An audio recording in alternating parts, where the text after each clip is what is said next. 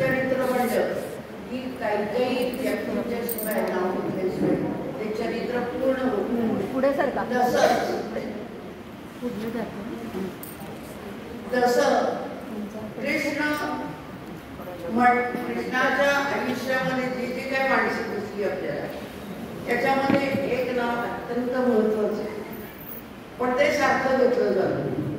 तर परवाच आपण मैत्री दिन साजरा केला जगामध्ये. आता ही जागतिक पद्धत आलेली आहे, पण आपल्याला याचा 5000 वर्षापूर्वीपासूनच आपल्याला परंपरा आहे मैत्रीची. कृष्ण सुदामा, महाभारत म्हणलं की कृष्ण आणि सुदामा हे डोळ्यासमोर आल्याशिवाय लागते. त्या मैत्रीची 2 रूप आहेत महाभारतामध्ये. कृष्ण सुदामा ही निखळ निस्वार्थी मैत्री, की सुदामालाही काही त्याच्याकडे मागायचं नव्हतं. आणि दुर्योधन आणि कर्ण ही मैत्री ही मिंदत्वाची मैत्री, की एका अवघड क्षणी दुर्योधनाला त्याला किरीट अंगद देशाचा राजा केला आणि त्याला मानाचं स्थान दिलं.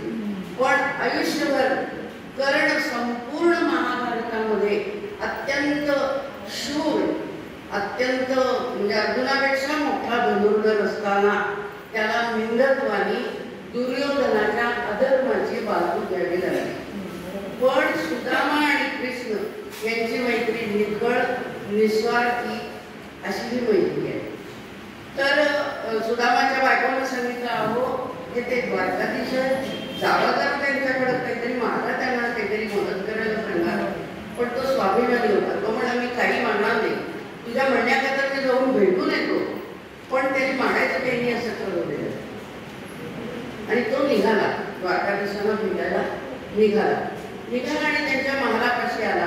अंगावर मळके कपडे, फटके कपडे, शेंडी आहे, त्यांचं दृश्य असं व्यक्तिमत्व. आणि द्वारपालाला तो न विचारता कारमध्ये चालला, आता मित्र आहे, पण द्वारपाल सोडेल ना. त्यामुळे काय तुम्ही काय तुमच्या अवकाश व्हायला कशी कृष्णाची मैत्री तुमची असू शकेल काय. तेव्हा तो मोठ्याने कन्हैयालाच हात मारतो आणि तो गाण्यातून ते गाणं सांगत,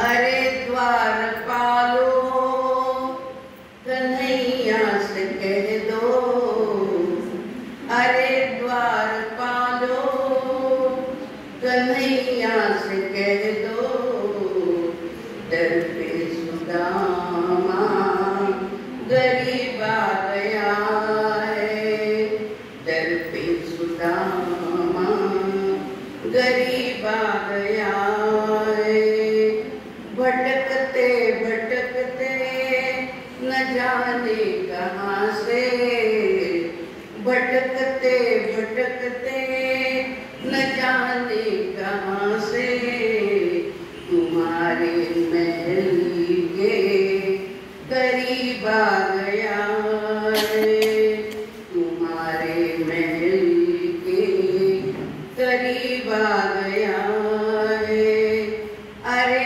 द्वारपालो कन्हैया से कह दो, दर पे सुदामा गरीब आ गया है, न सर पे है पगड़ी न तन पे है जामा, न सर पे है पगड़ी न तन पे है जामा, बताओ कन्हैया को नाम है सुदामा. मी जरी असं असलो तरी त्याला नाव तरी सांगावं. बताओ कन्हैया को नाम है सुदामा, एक बार मोहन से जाकर तू कह दो, एक बार मोहन से जाकर तू कह दो, कि मिलने सखाए सुदामा आया है, कि मिलने सखाए सुदामा आया है.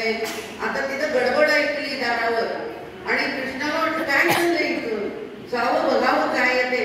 पण आवाज ओळखीचा वाटला, सुदामाचा आवाज ओळखीचा वाटल्याबरोबर पळत आले ते. सुनते ही दौड़े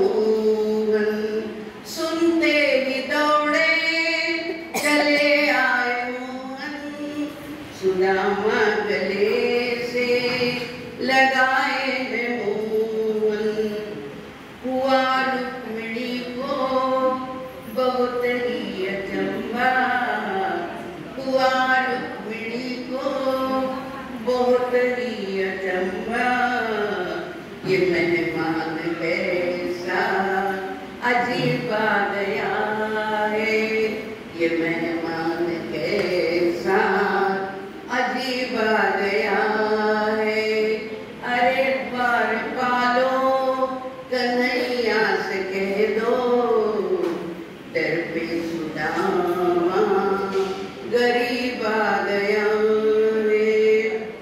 आता बघा कृष्ण आले मिठी मारली सुदामाला आत महालात घेऊन गेले बराबर मी अपने सुदामा बिठाए बराबर में अपने सुदामा बिठाए चरण आंसुओं से श्याम ने धुलाए चरण आंसुओं से काय दृश्य असेल बघा सुदामाचं आनंद असेल आले सुदामा वाटतोय म्हणून चरण आंसुओं से श्याम ने धुलाए आणि म्हणतात त्याला न घबराओ प्यारे